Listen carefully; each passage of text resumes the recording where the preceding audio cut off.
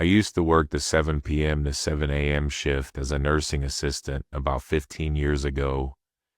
I worked the surgical floor, so most of the patients were pre and post op, but they would send up overflow from time to time, so we'd have a death on occasion. Hospitals are generally well staffed at night, so I didn't spend a ton of time alone. But as an assistant, things like bathing people and changing beds was a part of my job. One night, I was giving a patient a bath. He was elderly and barely there in all senses when I heard knocking. I checked the door and no one was around, so I shrugged it off and went back to work.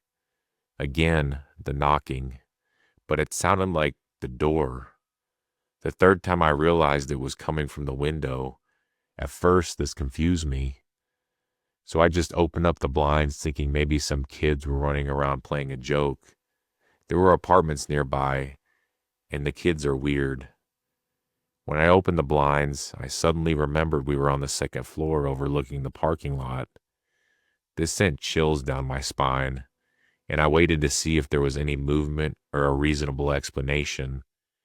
When nothing presented itself, I just freaked out internally and shut the blinds. I tried rushing through the rest of the bath, hoping it was over.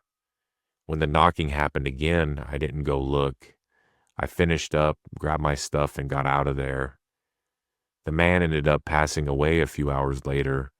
I had told my fellow coworkers, and they didn't seem surprised. Just kind of said that weird stuff happens a lot out here, and to get used to it.